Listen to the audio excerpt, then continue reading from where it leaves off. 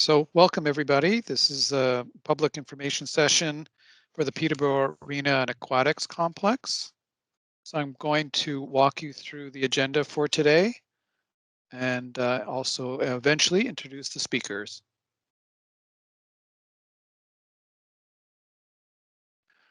So our agenda today is we'll have opening remarks from Sheldon Laidman of the city. Then we'll go to an introduction of all the speakers.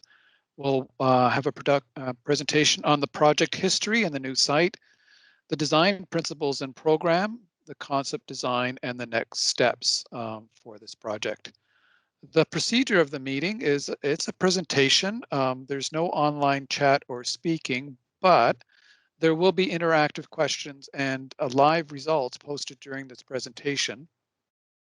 If you have other questions, we urge you to send them to the city through the city website, which we will link you to at the end of this presentation, and to stay in continual connection with the city on this project through an online survey. We also would like you to know that this will be a recorded presentation.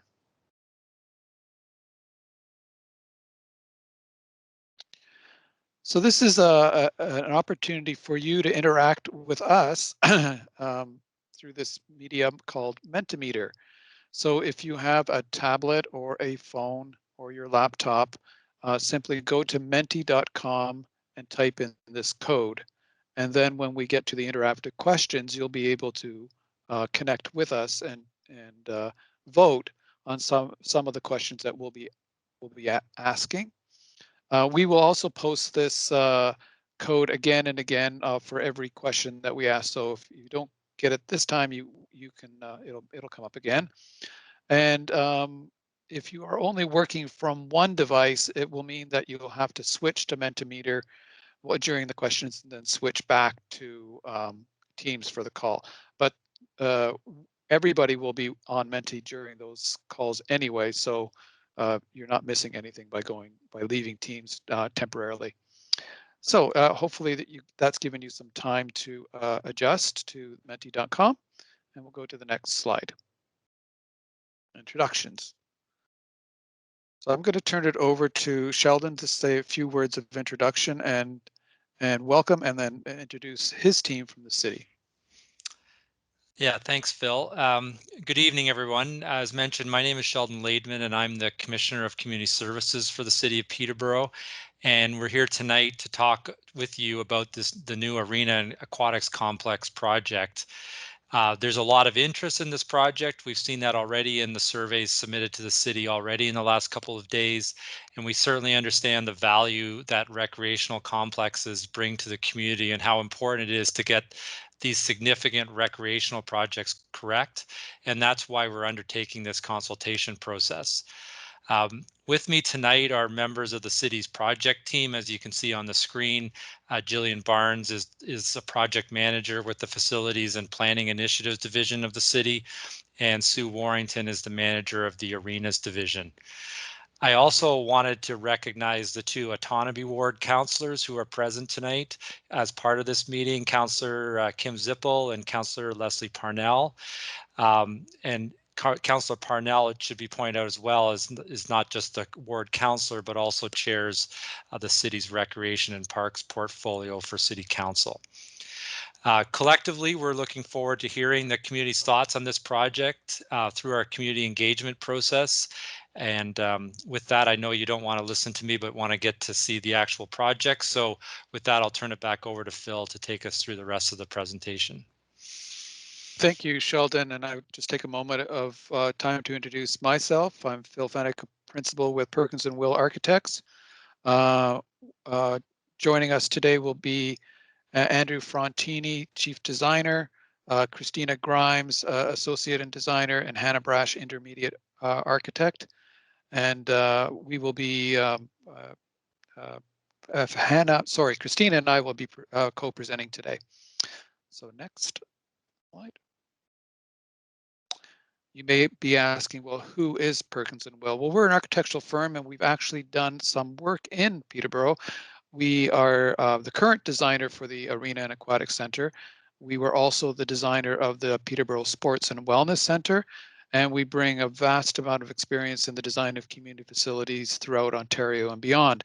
You may have visited some of our facilities in Newmarket or Markham or Ottawa or Richmond Hill or Toronto or Mississauga.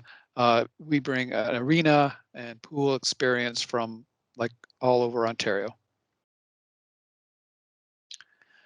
Well, let's talk about the goals and objectives of this project. The City of Peterborough's vision for the project, particularly for phase one, is to not only respond to the need for more ice time, but to transform the perception of the arena into a multi-use space without sacrificing the quality of the ice or the game.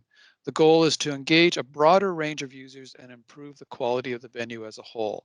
So the key goals are program flexibility, operational and energy efficiency, access to all, and ensuring future growth. So the phase one twin pad arena and training spaces are sized to host league use and regional tournaments. They operate together to ensure the participant has access to top quality spaces for preparation, training, and competing.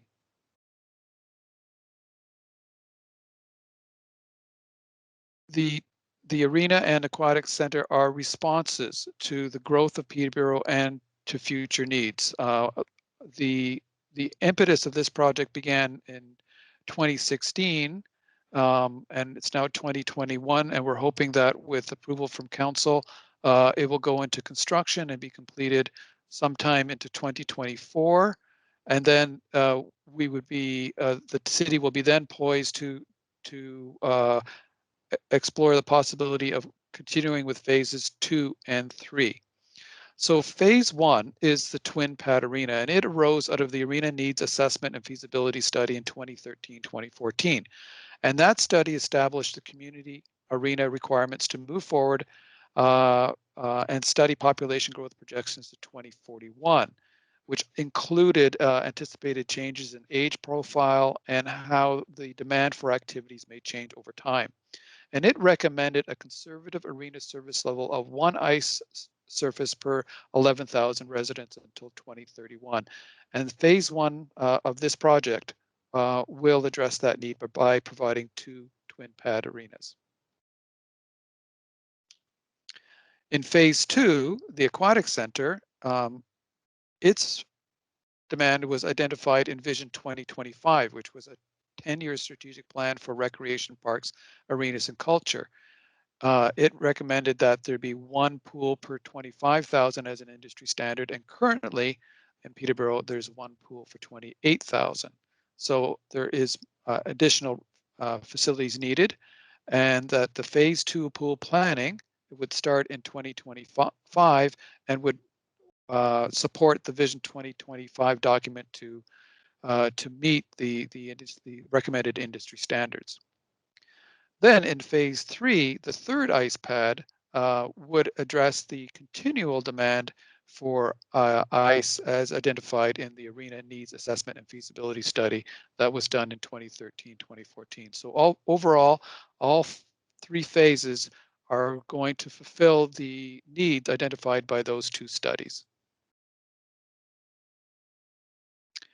In 2016, when we came on board as designers for the first iteration of this project, we had held a lot of stakeholder meetings, and we're going to be building upon that input. We met with focus groups and key informant interviews during the early design stages of the Arena and Aquatic Center, and this informed the programming and layout of the rinks, change areas, pool areas, and public spaces. That included workshops with the arena folk. It included pool workshops and public input, meetings with the Trent swim team, presentation to APRAC, community public meetings, and meetings with the First Nation groups between 2016 and 2017. So the proposed new site for this project is Morrow Park, which I'm sure you're all familiar with.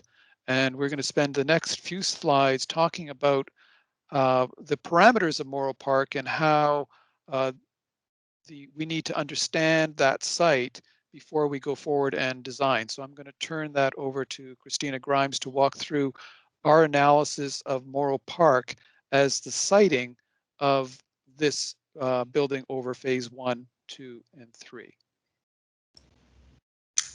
Thanks, Bill. Can you hear me okay? Just want to make sure my mic's Yeah, working. we can hear you. Yeah. Okay, so hello to everyone joining us tonight. So on this slide, we're showing the Morrow Park site within the surrounding neighborhood context. The drawing on the right shows the site's proximity to Peterborough's downtown, which is the area highlighted in the light red, with a direct connection through George Street. So Morrow Park is quite a central location with this exciting urban context around it. The drawing on the left zooms in on Morrow Park and begins to document the different trail, bike, and transit connections to and from the site. So this is a really well-connected location with opportunities for access along the entire park perimeter. Next slide. Morrow Park is an interesting site with an extensive history of different park uses over the years. It's been home to the annual Peterborough exhibition since 1885. The site was completely covered with temporary army barracks from 1940 to 1946. It used to be a site for horse racing, which you can see in that third image with the grandstand that was recently taken down in the background.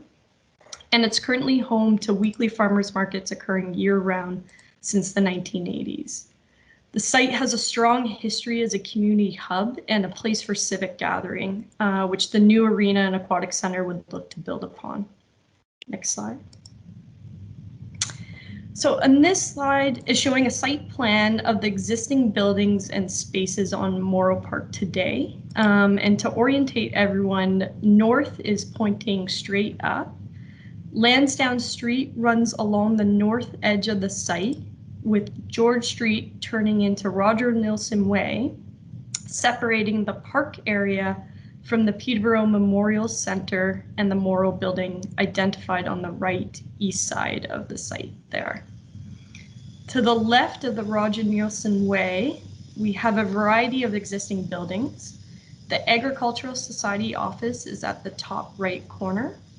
The Bicentennial Building is just south, and the two storage sheds are located along the south edge of the site. The site is currently home to 4 baseball diamonds and some adjacent parking for these ball diamonds, which also acts as overflow parking for the PMC building. And then just the last item I want to highlight on this slide is this existing sewer main that divides the site in two.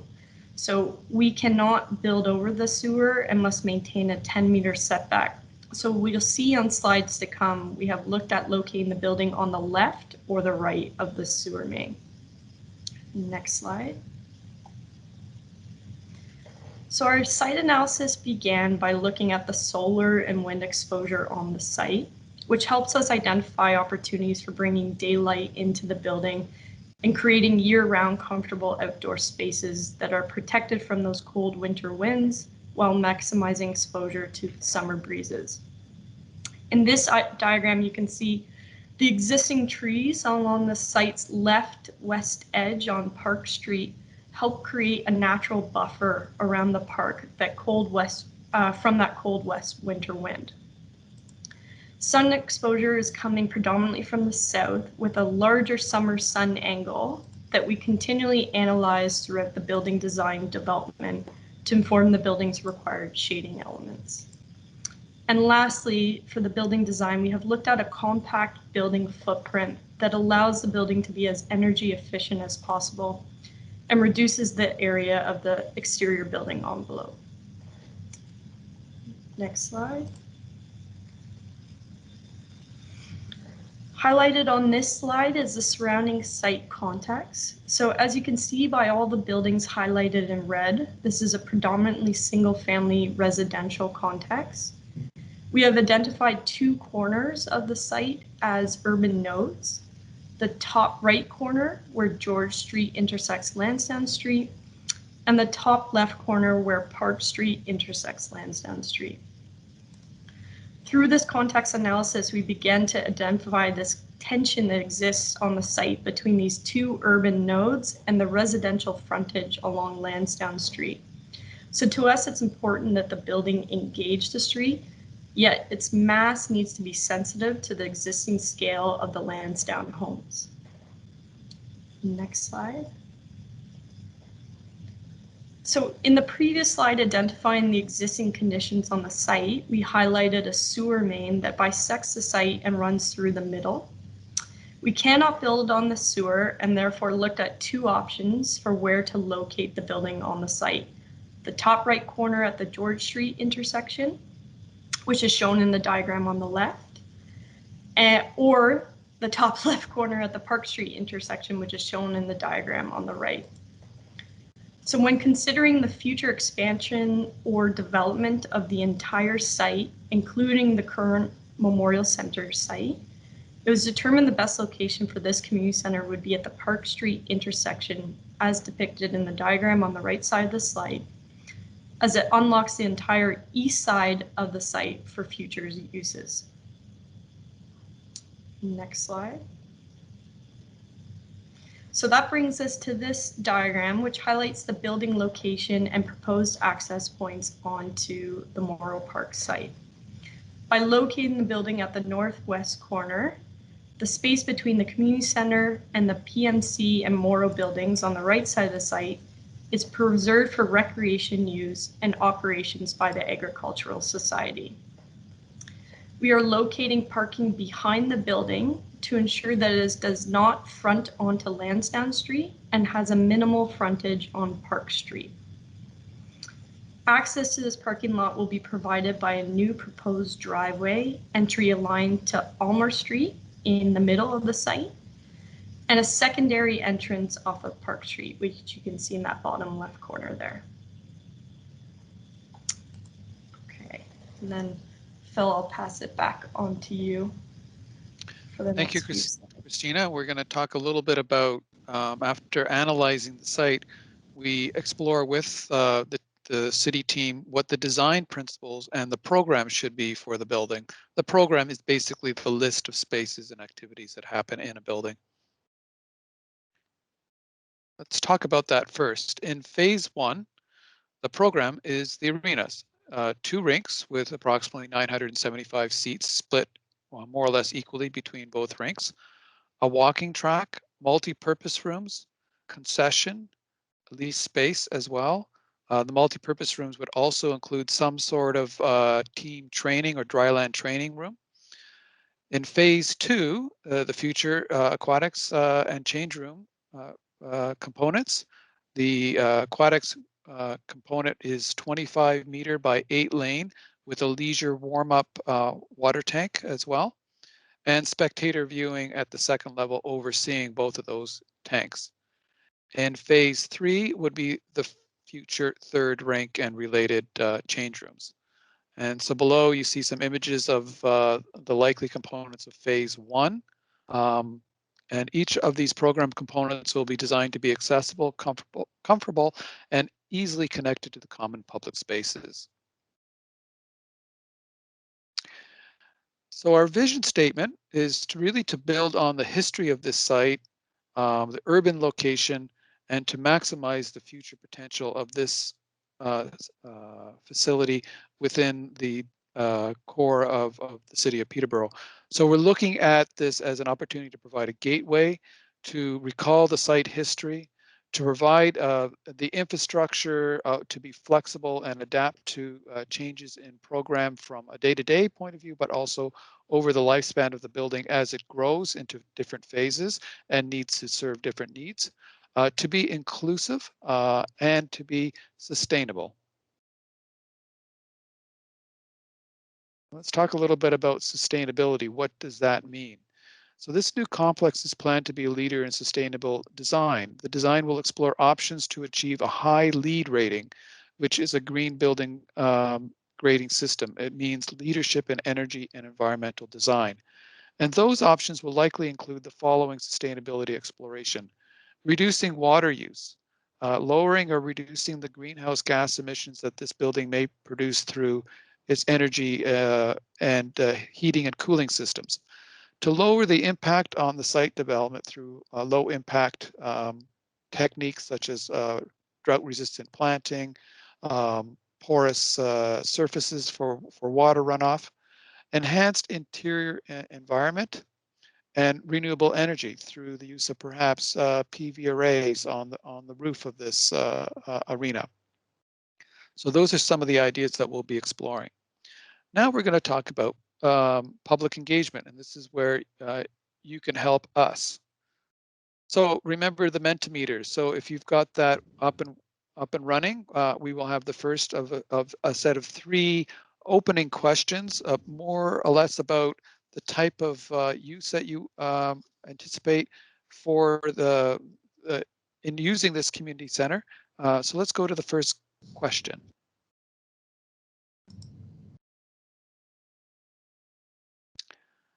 The first question is, prior to the pandemic, how many times would you say you visited a City of Peterborough recreational facility? And you have a number of options there: daily, weekly, monthly, every 3 months, once in a while, and never used. So as you enter those, we can see in the bottom right-hand corner, we can see how many people are participating. I think we're up to 17 people already. And then when we've got the results, we can post them live. So we have approximately 35 attendees. So if we get to 35, that would be great. But even if we get to a sizable majority, we'll then post the results.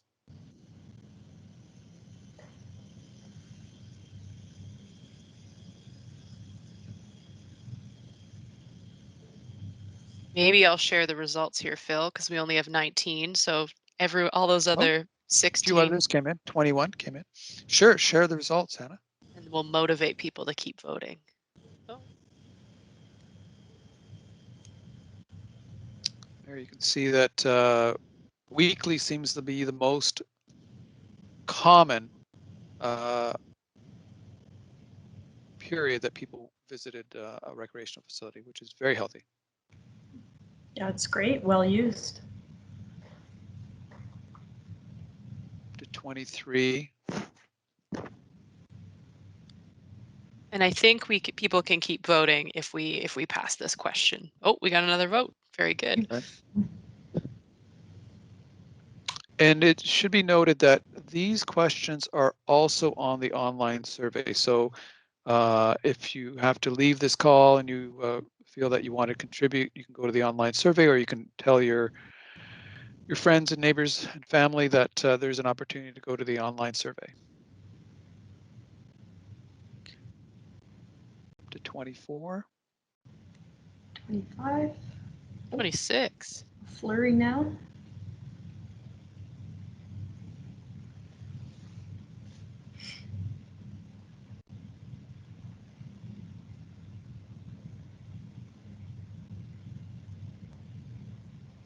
There's some very active participants on the call. That's great.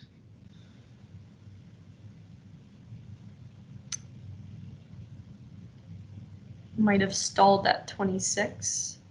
Yeah. Yeah, I think we could, this is good for us. I think gives us a great indication. And then the survey is going to give us even more information. So I think we can go to the next question. From your household, which age group would most likely use the new sports complex most frequently? So you have the age range there, and you can start voting. Oh, people are getting faster at voting now. Got some tech savvy users.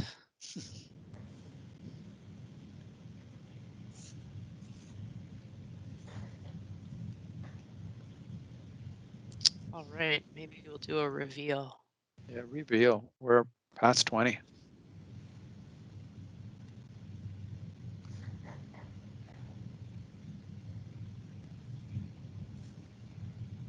So it looks like mostly the 30 to 49 age range are visiting the facility most frequently out of our participants' households.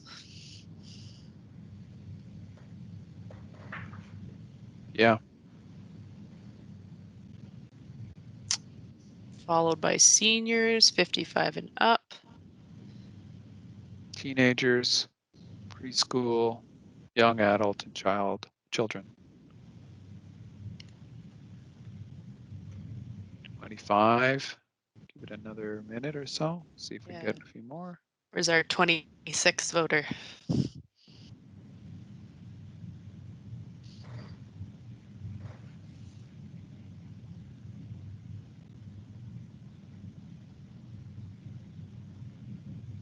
Okay. Oh, There we go. it just adjusted. Oh, great. Okay, it's 26. Let's set 26 as our Can be the target. Yeah, our soft target. Yeah. Yeah. All Okay, right. let's go to the next question. What is your level of support for the Morrow Park location? Strongly support, support, do not support, strongly do not support, or neutral on the question? Yeah. All right, 19. Oh, great.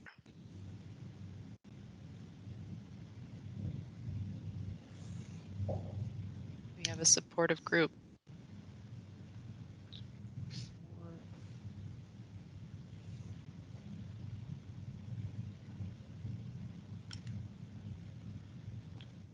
5.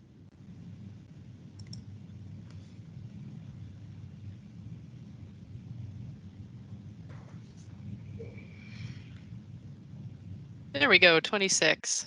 We've gotten faster. So I think that those are pretty consistent results for this question. Oh, 27. 27. Yeah. Let's see if we can get up to 30 then.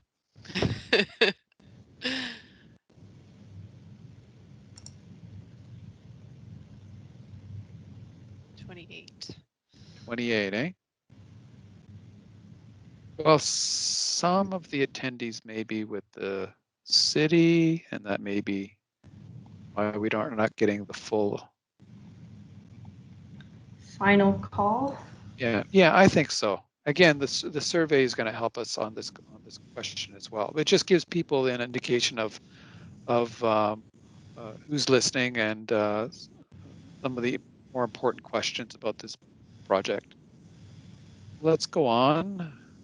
So I think we'll go back to the presentation. Right.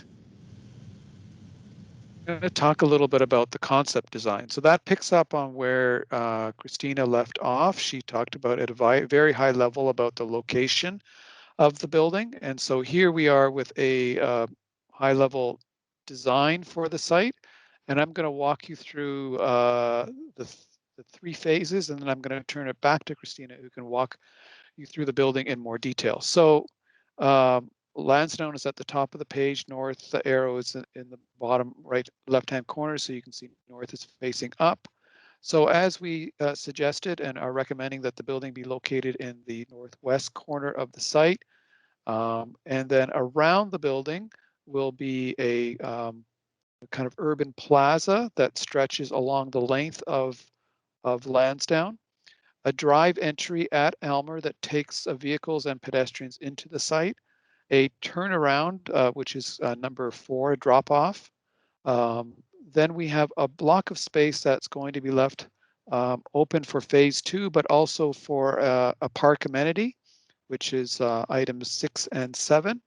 And then parking for 450 odd spots to the south, with a linking driveway that connects back to Park Street, but also connects along the south to the other parking spaces that are there now around the Morrow Park building, and the gravel parking space that then links to Roger Nielsen Way and the PMC parking.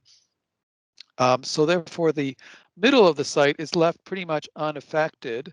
The one thing that the team is proposing is that we reorient the ball diamond that's there now from facing southwest to facing northeast, which is a proper orientation for it.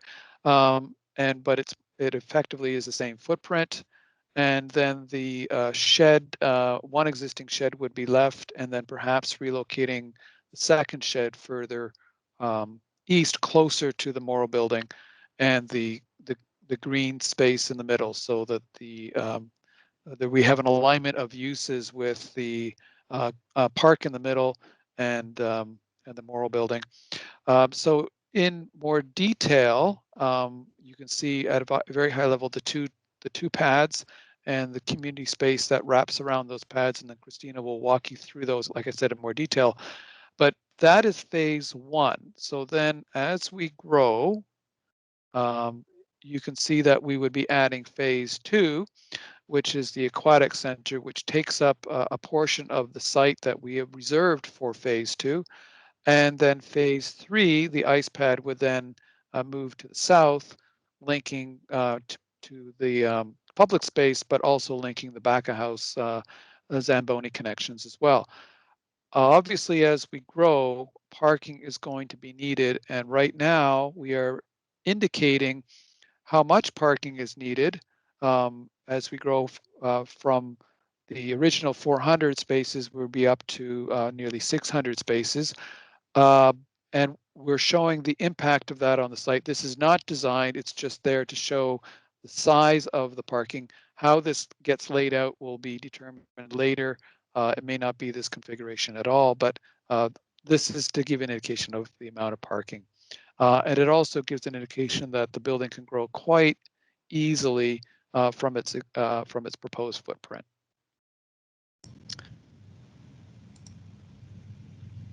Turn it over to Christine to go in more detail on how the building is laid out.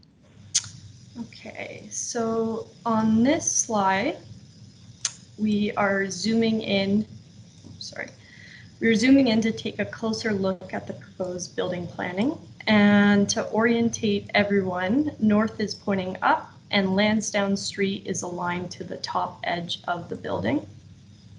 So beginning with the top left corner, we have a building entryway that will be connecting people arriving on foot or bike from the Park Street intersection to the arena. And the dashed line is showing the roof overhang above. So this will be a nice covered and weather protected entry. And as you can see, the overhang continues across the north and east sides, creating a continuous weather protected outdoor space around the building. Once inside the building, moving to the right to number 2, we have another building entry, and this is connecting to those arriving through the exterior plaza space and the main building drop-off. And at this location, provides a nice corner view into the arena where warm viewing can be provided. Moving down, the purple room is a large multi-purpose space to be programmed with a variety of activities and with a direct exterior access to the plaza space outside. Number 4 below it is our centrally located administration space and reception counter, which is conveniently located next to the main entries into the 2 arenas. So we have Arena A at the top, and what we're calling Arena B at the bottom, and about 6 change rooms per arena for a total of 12 change rooms provided between those 2 arenas. And the planning of these change rooms has been coordinated and reviewed through previous user group meetings. Moving back out to the lobby space from the arenas, we have a bunch of supportive spaces. So there's washrooms, a location for a pro shop, and our feature stair and elevator, which will be connecting people up to level 2. And then just moving further south down the plan, we have that number 11, which is what we feel will be the building's main entry as it connects those arriving from the parking lot into the arena. And numbers 12 and 13 in the spaces highlighted in the dark gray there are those kind of back of house mechanical and Zamboni spaces to support the arena. Next slide. So moving up to level 2, we have our lobby and warm viewing area identified by number 1, which is right next to the landings for both the feature stair and elevator. So for people arriving to the floor, they're kind of brought into that lobby space. Next to this lobby area, number 2 is our concession space. And moving north, So north of the feature stair is another multi-purpose space, again to be used for a variety of programming. And above that, number 4 is a current placeholder for lease space, and the exact tenant for this space is currently unknown. So moving into the arenas, for Arena A, which is the top arena, we have seating and arena viewing for about 500. And we also have in this arena space a 2-lane running track, which wraps around the arena perimeter. This arena track has some exciting views to and from it. So you can see at the top left corner, it will be seen from the exterior at the building's Park Street entry. And at the top right corner, it has views from the building interior at the double height plaza entry space. And then moving to the left of Arena A, running track, the number 7 is a space we've located for team training, which has additional breakout space below, which is labeled with the number 8. And then moving down, we have our other arena, Arena B, which also has seating for about 500, and the warm viewing area we highlighted earlier that's labeled by that number 1.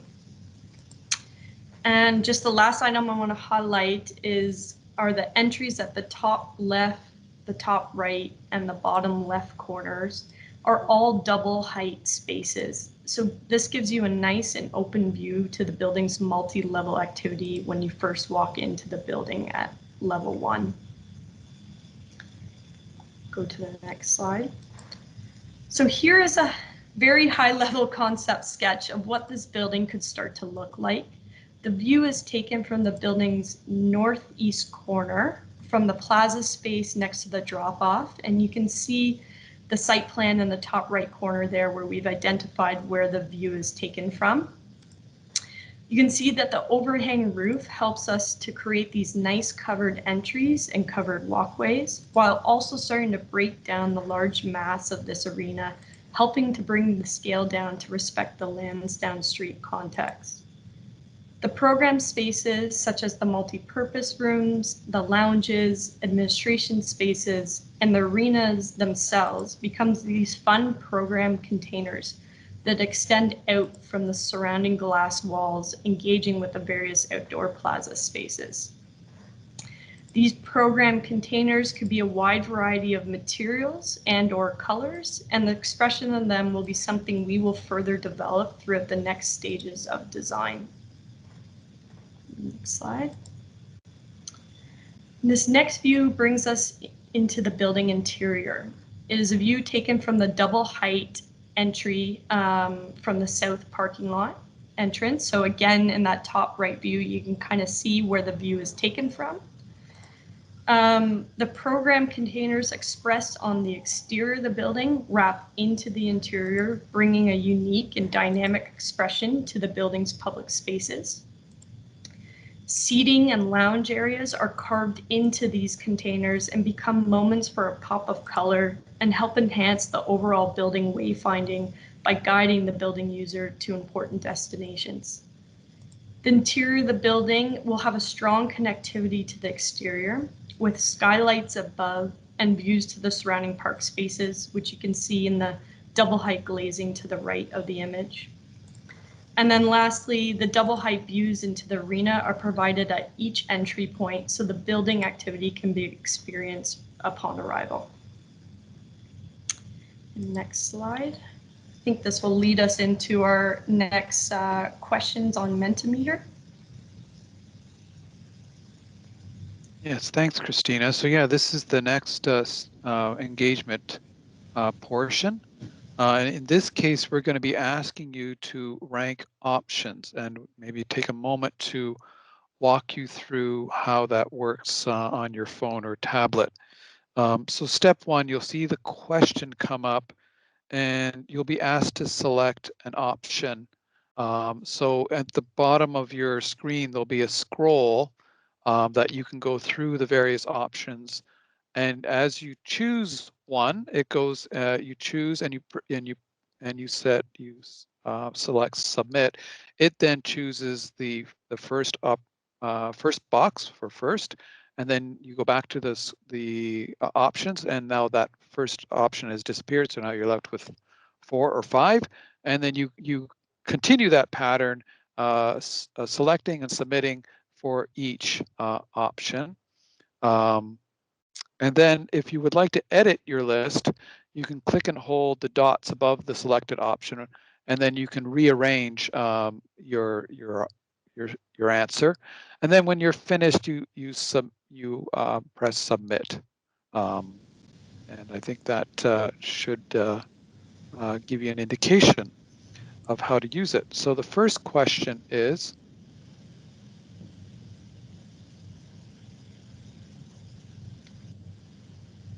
what do you see as the most important measure of success for this project?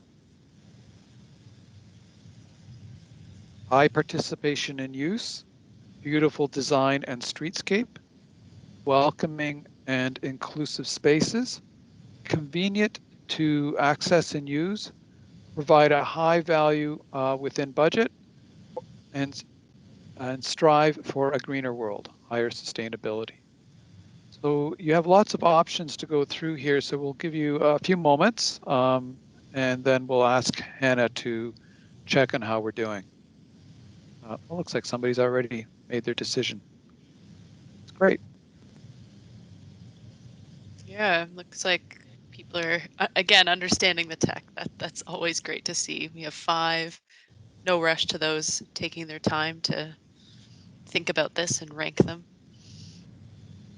Yeah, they're all important, but it does give us an indication as we're designing where the public sentiment lies, and it helps us make decisions, influences where we put our emphasis on the design, helps our city partners in terms of making decisions about programming. So it's all important.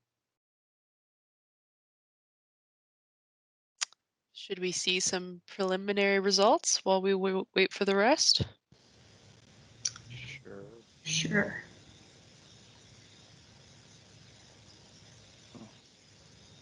Yeah, and it's great because people can look at this, but they can't be influenced because it changes so quickly.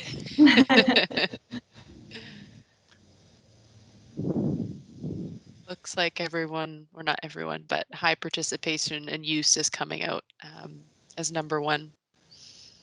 It's great to see the sustainability up there too.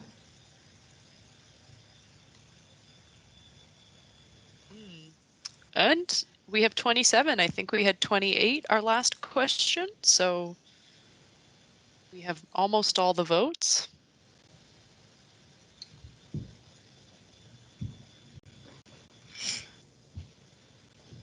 There we go. There we go. Great. Okay. Okay. This is Thank great. you. That's really, really interesting. Good. All right. What is important to you in the planning of the arenas? Rank the following: top quality ice and rink design, best layout for change rooms and support spaces, comfortable and spacious public spaces, maximum seating and visibility, integration of the track and team dryland training, concessions and multi-purpose rooms. These are all very important, but if you had to rank, we're asking you to help us.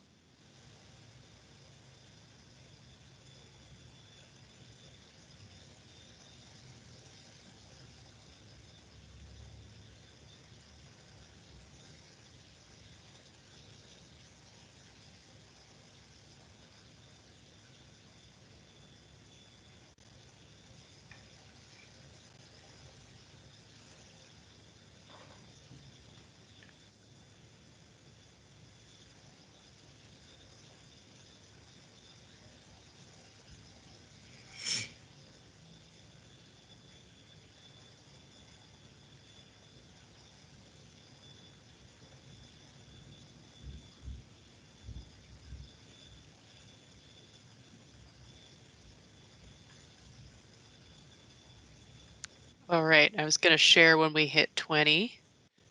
There we go.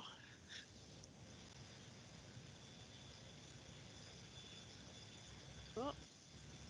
Quite clearly, it's a place that must have top quality ice and rink design. Followed by public spaces. Right. Yeah, it's great to see.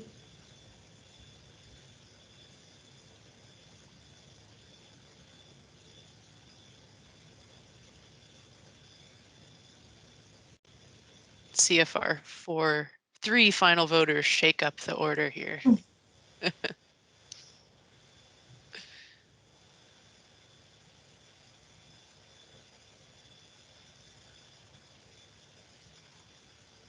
See, the track is an important component. Track and dryland training, Yeah. telling us that the community thinks those are very valuable.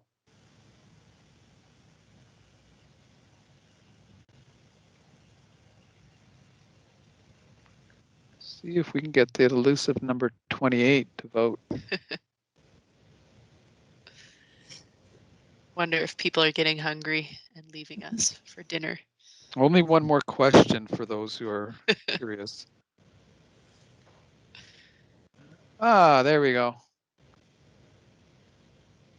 Okay. All right. All right. Let's try the last question. What is important to you in the planning of the park? Actually, 2 more questions. Sorry. What is important to you in the planning of the park, parking, and surrounding landscaping? Rank the following: ease of access by vehicles, cycling, walking, transit, improving urban landscaping along Lansdowne, preserving green space, creating new activities and uses at Morrow Park, and demonstrating a greener, sustainable landscape. Again, all of these are very important, but if you had to rank, what would be your subtle listing of priorities?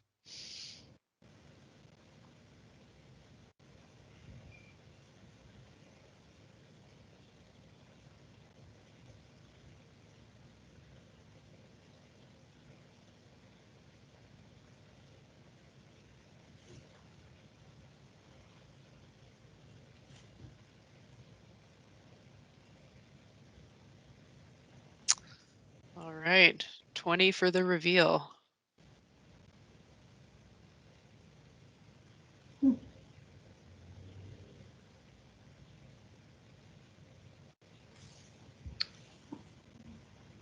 Got a battle for first. Oh, we do. Looks like activities and uses as well as preserving green space are 1 and 2. But they're all very, very close, just generally. Yeah, there's no outlier. Yeah. Oh. Oh, look, 29. We've never had 29. Shaking things up a little bit.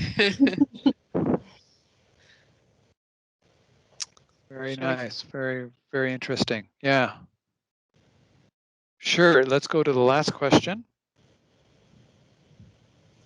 What is important to you about the exterior look of the building? Rank the following: to reflect the site's history and the identity of Peterborough, to respect the surrounding neighborhood context, to be open and transparent, allowing views of activities within, create a new, unique, and dynamic destination, provide a simple, pragmatic response within budget, demonstrate a greener, sustainable response.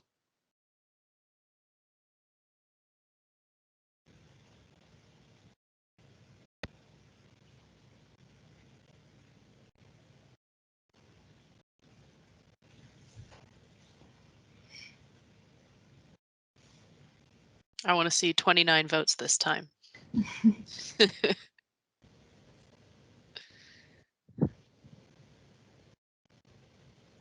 actually picked up an attendee. I think we started at 35, so we're 36 now. That's good. Nice that everyone's spending a nice spring evening with us tonight on Teams.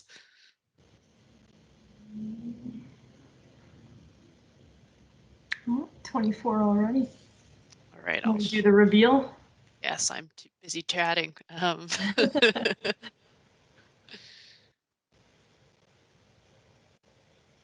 So sustainable strategies in general getting a lot of attention tonight. Connecting to the neighborhood context. It's a great number 2. Oh, 30. Yeah, great. Maybe people are getting their families to join in and vote too.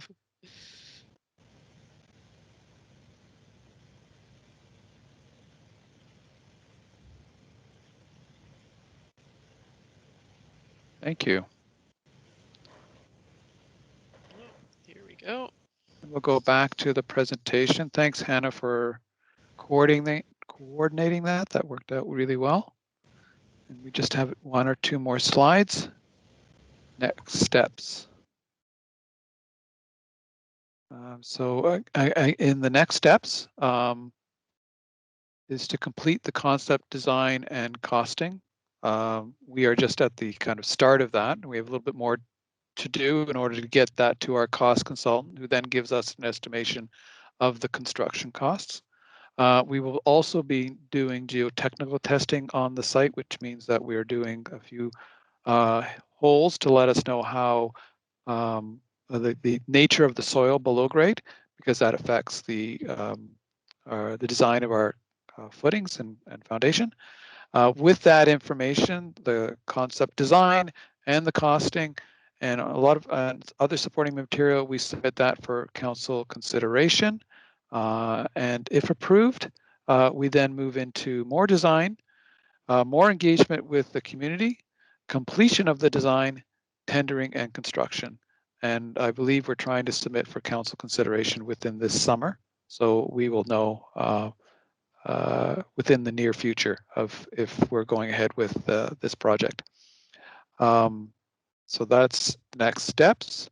For you to keep in touch with us, you can connect through the Connect Peterborough website that has the web address up there.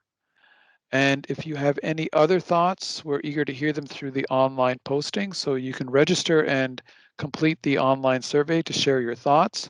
And the survey closes on May 14th this year. And you'll see some of the same, we'll see the same questions, but there are even more questions in the online survey. Stay informed and subscribe to project updates on the community engagement webpage. And if you have questions specific to this project or related to this project, ask the team through the project engagement webpage under the Q&A tab on that webpage. And with that, I think we will say thank you. And maybe Sheldon, if you have a final word of thanks, I'll turn it back to you. Yeah, thanks, Phil. Certainly appreciate everybody's attendance tonight. If you could provide your comments through the Peterborough Connect website, that's the best avenue.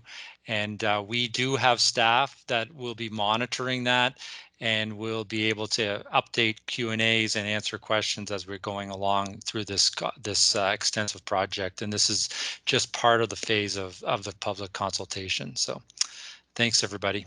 Thank you. Thank you, everyone. Thank you.